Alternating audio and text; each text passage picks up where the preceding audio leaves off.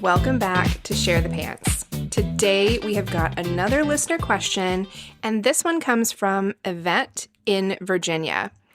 Now, Yvette and I know each other, but she doesn't know a lot about Joel. So her question is for Joel, and she says, we've heard a lot about your story and growth, but what did Joel need to overcome to find his queen?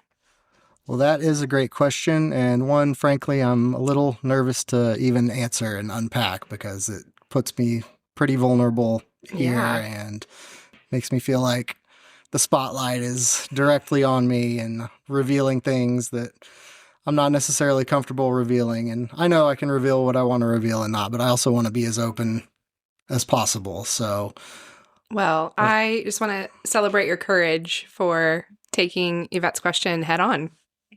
Thank you. Yeah. Go, Joel. Go, Joel. It's not your birthday.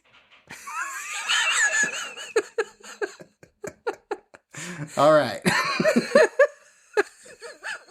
So first I want to jump into what I had to overcome, just kind of a blanket of what all the issues were. Confidence is the biggest one. So I have confidence, self-esteem, anger, selfishness, expectations, and open-mindedness.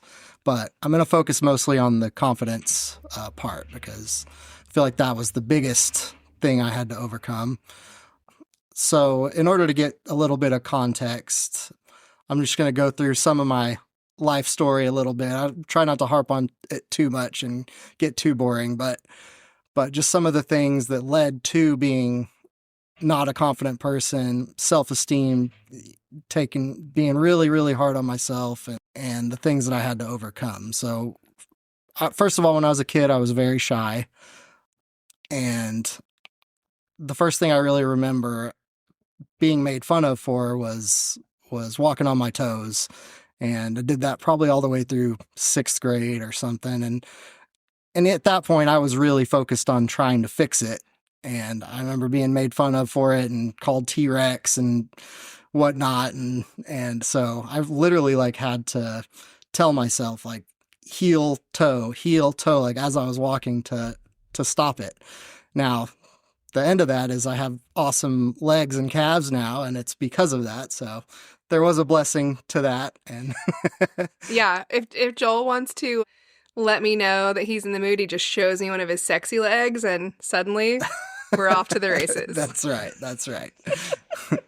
So that was the first real shot to my confidence and things that I had to work on. And then I want to get into a little bit of when I felt like I was hot stuff and junior high, and I sort of had a whole wardrobe change and started dressing nice. And wait, why did you start dressing nice? I think this is an important part of the story. Because my brother had a girlfriend, and she made a deal with me one day. I had Jinkos and velvet shirts from Gadzooks, and which were all the rage back which then. were all the rage, yeah. And she made a deal with me. I'll wear your clothes for one day if you let me pick out an outfit for you to wear.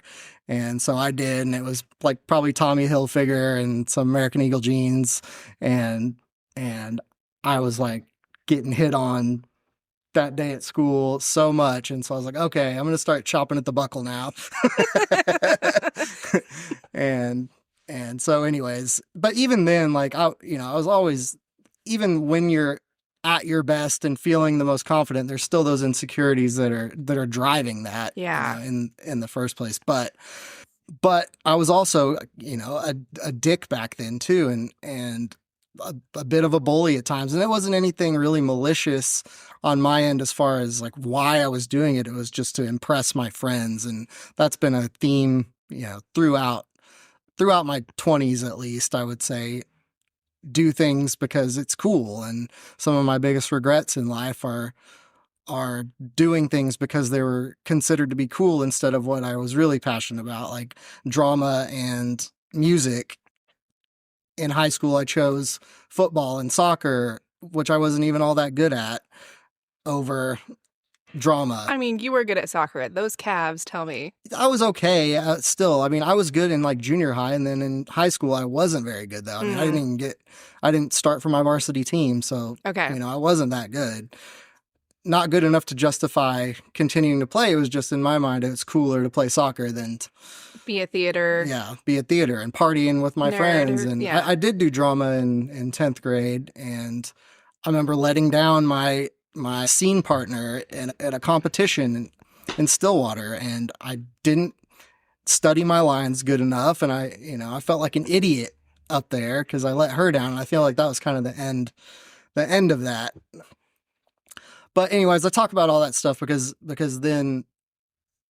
I had good confidence and people would even call me cocky at that time in my life. And maybe I was probably a little more than I should have been, but I took those as criticisms and like, I'm not cocky, I don't know. Everything, I feel like I just take everything so seriously and I'm so hard on myself and beat myself up over everything. I don't think you're alone in that. I think most people have an inner critic.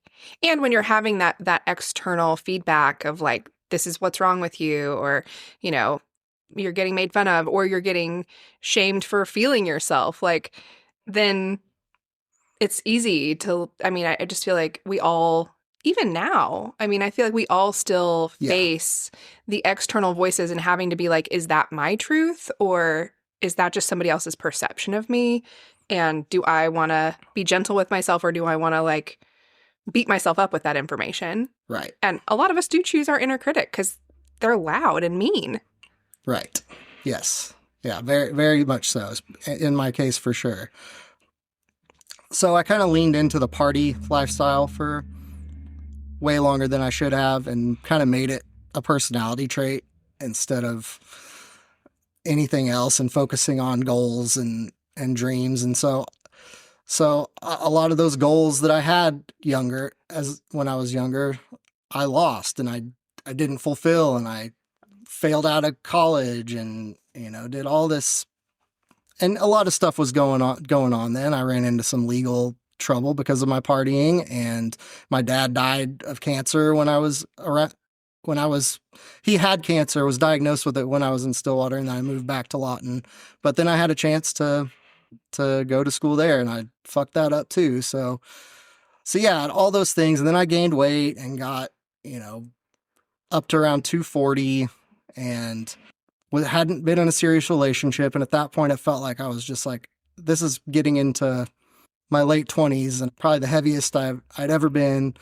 And I felt that, like, I felt like I wasn't good enough because of where I was in my career, in my life, with my weight. It was like, what do I have to offer? I don't have anything to offer. Who would want this failure in all aspects of my life?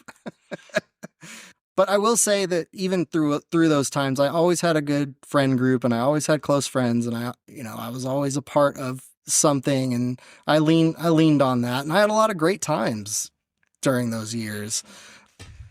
And while I was beating myself up and focused on my failures, also the whole time I knew I was a good person, and I had worked on being a better person, and worked on.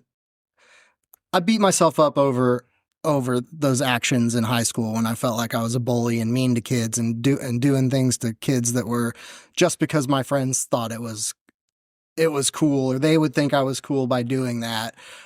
And God, I feel so horrible for some of that stuff and beat myself up over it. And I feel like all that self-reflection did make me kind. And I will say, I took mushrooms in college, and I feel like everything changed after that one trip. So not sitting here advocating for people to do drugs or whatever, but I will say that, like, I went from this stuff is important in my life to none of that shit matters, and just be kind and be a good person and everything's going to work out. All of that is superficial bullshit. And so there was a big change in my life after that. But the problem is I leaned too far into that side and didn't balance it enough, and did it for too long, basically. And Did what for too long? The party lifestyle. Yeah. So once I had kind of hit that wall and realized that it wasn't good enough, and what do I have to do to actually to change? What do I have to do to get better? That just beating yourself up isn't healthy. It's not good enough. So what am I going to actually do to change? And the first thing that I really did was stop smoking cigarettes, because I knew that was a very unattractive thing. It's already hard for a guy out there to find a good woman, but when you're smoking cigarettes, you wouldn't have been okay with that. No, So, I would have swiped left if I saw a so smoker. that was the first thing. I think that was like 2015. I stopped smoking cigarettes. And then it was 2017. I know it was 2017 for sure, because that's when we went to New Zealand with the family, and I made it because I knew there was going to be a ton of pictures. And so that was when I made the decision to lose weight, and I busted my ass and really got to it. And I'm not trying to say that you need to do whatever I did to you don't need to lose weight necessarily to feel better about yourself. In fact, you really shouldn't need to do that to feel better about yourself, but it's what I needed at the time, and I felt like that was going to fix my problems. And I mean, health-wise, it sure as hell did. I mean, I had sleep apnea. That was another thing that really made me do it. Was I did a sleep test and had sleep apnea, like severe sleep apnea, and just from my roommates telling me, dude, you fucking snore like a maniac. And so losing weight cured the sleep apnea for the most part. It cured my high blood pressure. All these health issues that I had went significantly away when I lost weight. I lost like 70 pounds. I went from about 240 to about 170 before I went to New Zealand. And yeah, I mean, and also confidence did have a huge spike after that. I actually started going on dates again, and it had been a long time since I had seen a girl on a date, and a few years at least, far longer than I care to admit, to be honest. But yeah, so that was huge for me. So what else? Quit smoking cigarettes, lost weight, but that didn't cure all the problems. First of all, in Texas, it was just, I felt like the dating apps, I had zero luck on the dating apps. In fact, the couple dates that I did, girls that I did go out with a little bit, they were met on like a setup, or a friend introduced us, and so we dated for a little while. But yeah, I had zero luck on the apps in Dallas. So there's the hits. Well, now my career's a little bit better, and it still is, isn't what I ever dreamed of, but at least I could go out, I could buy you things and take you out to dinner. And so it wasn't like, what do I have to offer? It's like, well, now I have a lot to offer, my job's going better, but I still couldn't, I still felt like my relationship side, I couldn't get it going. And that was one of the driving factors that brought me back to Oklahoma in 2020. Probably the main reason. There was a few reasons, but that was the main one. And then I had a lot better luck when I moved here. It just felt like in Dallas, it was so superficial. It was like, if I pulled up in my Camry and like, that's not good enough. Like, I don't know. It just felt weird down there. It felt like I didn't belong. I was like, this isn't for me. I'm going to go back to my roots. My woman is in Oklahoma, and she was. And so yeah, those are, a lot of the things I had to overcome. And as far as self-esteem is concerned, Nicole has been my godsend for that, because she just makes me feel like I am the best. And because you are. Well, thank you. Thank you. Yeah. You make me see what I felt like I had to offer to people, that you make me feel like I offer everything. And yeah, I think that's really important, like, to linger on for a minute, because I do think that for a lot of singles, like, deep down, you're a good catch. You have something to offer. But when you keep taking hit after hit of rejection, nothing going the right way, like, how are you supposed to, like, if the evidence all shows, I'm not it for the majority of the population, like, you forget that you are it. You are someone's perfect, right? Right. And I think that when you do meet your person, like both of us, we knew that we would be really good at relationship, but we didn't have any evidence of that and we knew we had things to offer, but we didn't have evidence that people wanted what we wanted to give Yeah. until we met each other. And it's like then just the puzzle pieces just fit together. Like Right. you see me the way that I see me, like the things I love about myself, you can see them. Where with other people, it felt like the things I love about myself were maybe annoying to other people, or they didn't get it, or they didn't see it at all. They didn't see me the way that I see myself, or they saw me in ways that like I didn't think was true at all. And I was like, I just felt really misunderstood. Right. And so, I mean, I would argue like your self-esteem was in there. Yeah. It's just that you finally got external validation that like how you saw yourself is actually valuable. Right. Right. Which I hadn't ever felt. I hadn't felt in a really long time, at least. Yeah. That you actually saw me for who I was. As you wanted to be seen. Right. Yeah.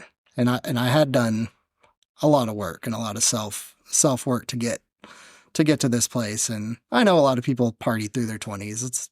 So I don't feel like terrible about that, but I just felt like let a lot of other things slide because of it. And you look back and you look at where you are now, and you know, if you're listening to this and you're not there yet, I just believe me, I was there till I was 37. I didn't meet you until I was 37, and I hadn't had a serious relationship until I was 37, which was a huge self-esteem knock to me. It's like I just felt like, I think I even told my sister this at one point. It's like girls just don't get me. Like I wish I was gay. Like I really do. I did. Yeah. At the time, I was like, man, because I get along with, you know, the guys just get me, and I've had a lot of good girlfriends too. But they were one of the guys. Zones, yeah, friend zones for sure. Yeah.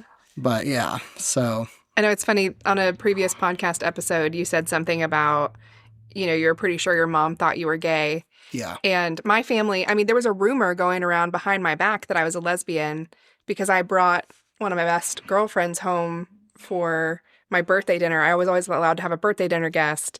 And most of the time I did bring a boy. But one year I brought a girl because I was actually intentionally single because I was the serial monogamist. I'm the exact opposite of you, where I was always in a relationship.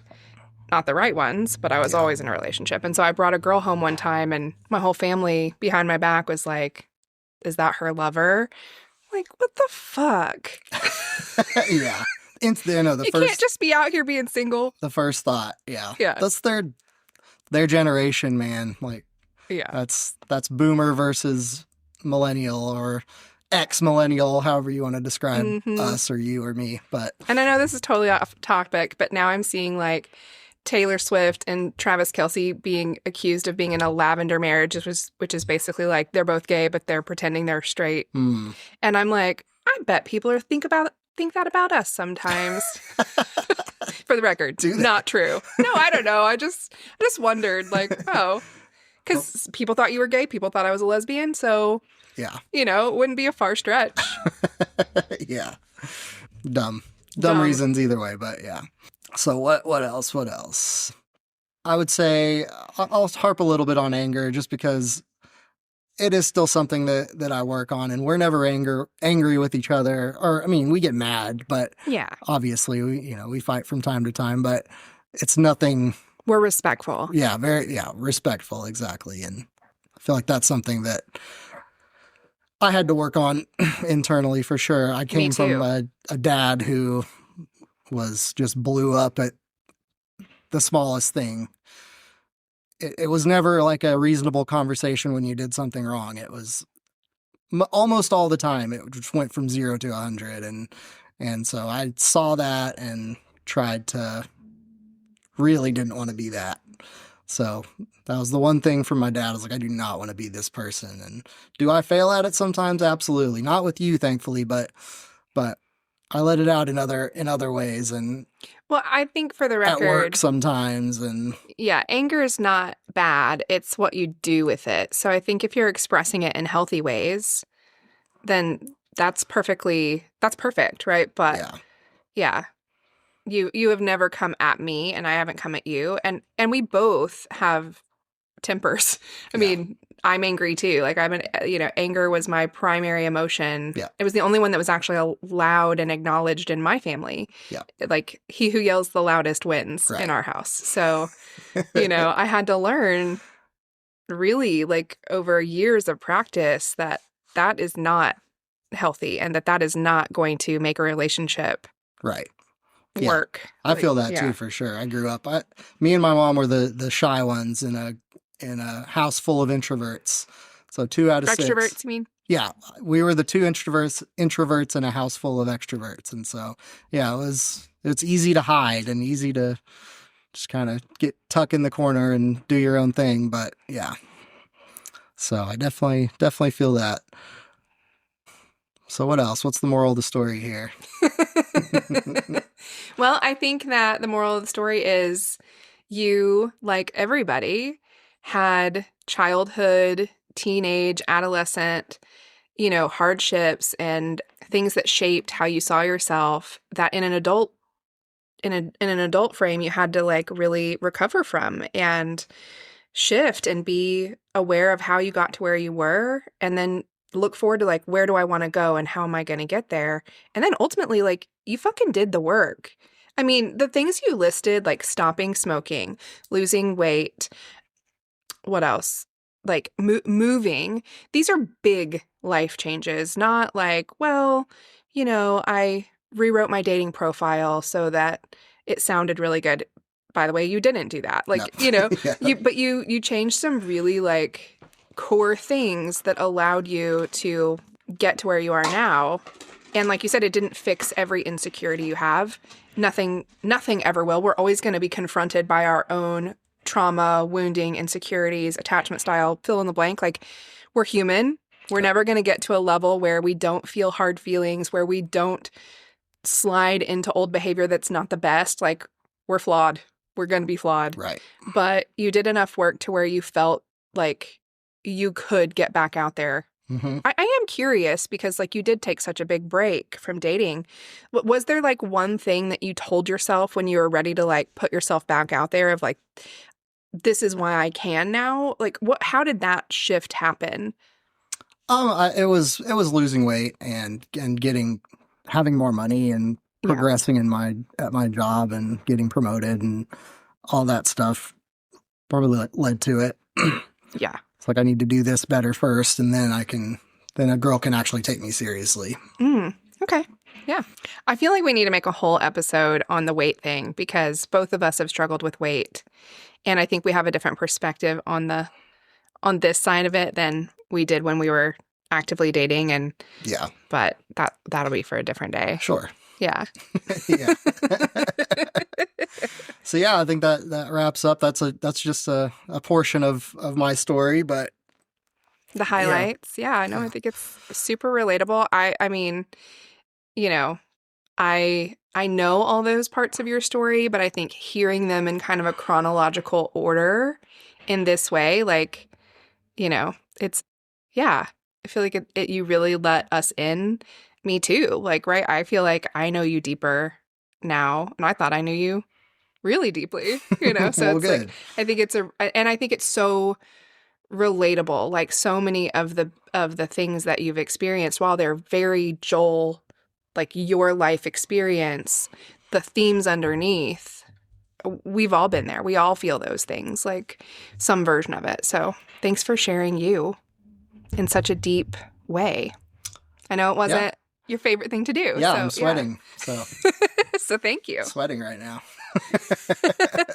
Felt like a lot. All right. It is a lot. So you nailed it. Well, thank you. So before we go, we wanted to do one thing. We just started watching our dating show that we both like, an insane one called Married at First Sight, where the first time they see the person, they get set up on matchmaking, and the first time they meet, their husband or wife is at the altar. Yeah.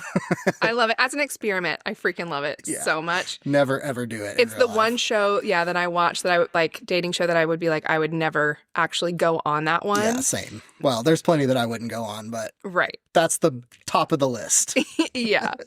But we wanted to share our predictions because the season just, is just now coming out. Yeah, they just dropped the first 3 episodes. Yeah, so we don't know a lot about these couples. They don't know a lot about each other. Yeah. We've just seen the matchmaking process and the weddings, and so we're going to tell you who we think's going to work and who we don't. And then the next thing they do is go on the honeymoons, and a lot of the times shit flips like on a dime once they're together on the honeymoon, and you thought this person who's on their best behavior on their wedding day is now just a completely different person. Yeah. That tends to happen. So I expect at least a couple of these to be completely wrong. Of course. Yeah. But either way, these are our first predictions. Do you want to, or I'll go first. I've got it pulled up here. So I have at the top of my list Cameron, who I feel I'm putting him at the top of my list, Cameron and Michelle, because as a yes, they're going to make it. Wait. Because he's like me.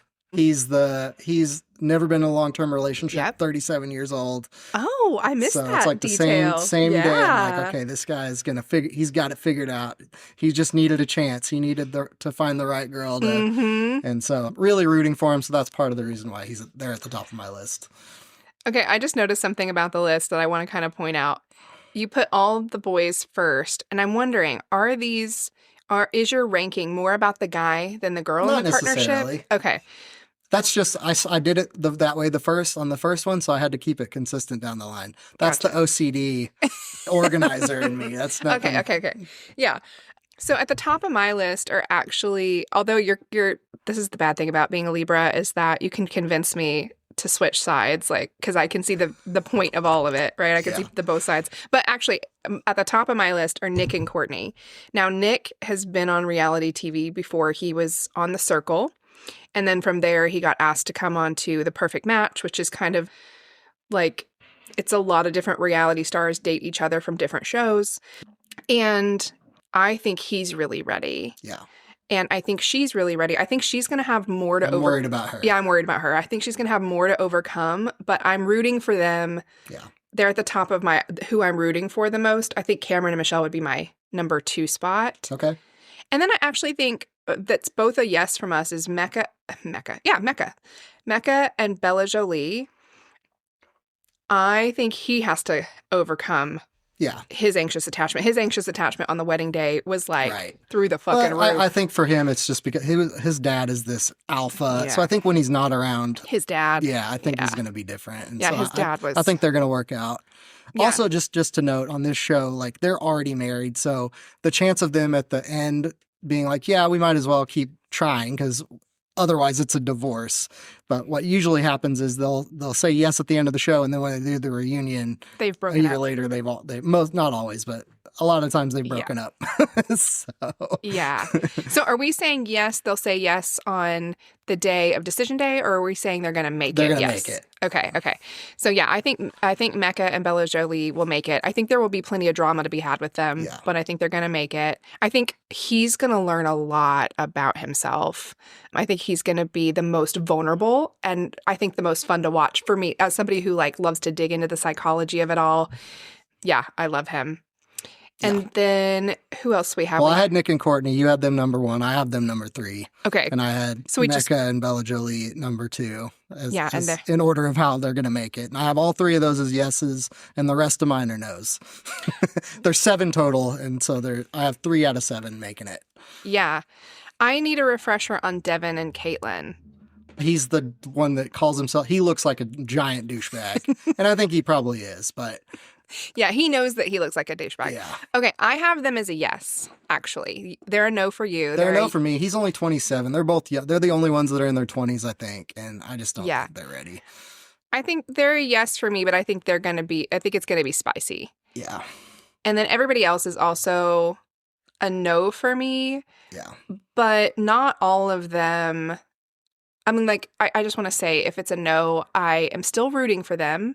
Right. I want it to work, but the chances unless they turn out to be unless they turn out to be their personalities people. Get shown, which will happen. Yeah, that's true. I always forget about that part. Like I just go in like, okay, just based on what I know, and I mean, I'm rooting for love 100% of the time. I can't root against love. Like I'm rooting for love, not for maybe them exactly. But yeah, just upon observation, I think that Nikki and Sean, they're the oldest couple this season. And I think they're well suited to each other. I think actually the matchmakers did a good job. I don't know that their personality, like they are good on paper. I don't think their personalities are going to work well together. I think you can be good on paper and not have chemistry. And I don't just mean physical attraction. I mean just the way you speak, the way you move through the world, like just a vibe. Like the vibes are bad right now. Right. Then we have Adam and Marissa. Okay, when we first started watching, I was like, I wanted them to be a yes for me. But the more we got to know Adam, I hate him. Yeah. I hate him. He's so rigid. Everything's black and white with him. There's no middle ground. It's either she drinks alcohol. Oh my God, that's poison. And, you can have your opinion on that, whatever. Everything in moderation is my opinion. She said, I just want you to honor. She sent him some note saying she just wants to hang out and hopefully they can eat Kraft mac and cheese, like the Easy Mac in the microwave. And his reaction was like, oh, microwave plastic. Like, oh, yeah, well, I'm not going to poison myself with that. So he's instantly just, Yeah, he's going to have a hard time because open-mindedness. This is something that he's either going to have to overcome and learn to open his mind and be more understanding to other people's worldviews and lifestyles, or he's going to get so rigid. Like, I think you either, when you're already coming into a relationship slightly rigid, you either double down on your rigidity or you become more flexible and you build more capacity to like expand and allow the other person. You don't have to change you, but you allow the other person to be themselves. And I feel like he doesn't have the capacity to let her be herself at all. No. So I think he's going to struggle. Yeah. So the last two for me, Adam and Marissa and Felipe and Torre, are both just dumpster fire. No way, no chance in hell for me. Felipe and Torre are an interesting one because we both, like, he's the reason she's great. Torre's great. He is a hot mess. He's in his partying era still. He doesn't come home till 4 o'clock in the morning, like almost nightly. Yeah. And he's a restaurant owner. And so he doesn't get done till late, but still it's like every night, it sounds like it's every night. Yeah. In his interview process, he was late to both Zoom call and the in-person and he no-showed one of them. Yeah. Yeah. Like, and they still cast him. I don't know why they cast him. Yeah. But I do feel like, he has a mindset. Felipe thinks that once he's married, that will shift his lifestyle. Like, I think he just decided, as long as I'm single, I can behave this way. Yeah. But as soon as I get married, then I will shut that off and I'll be like the family husband at home guy. And I mean, I understand thinking that way, but it's not, you have to practice. Right. Like, there's going to be a major, I don't know, like, it's a transition to make that shift. And if you're trying to make it while you're already married, can it be done? I think so. Is he capable of it? I'm not sure. Yeah. And also but I think that she will fall in love with his family.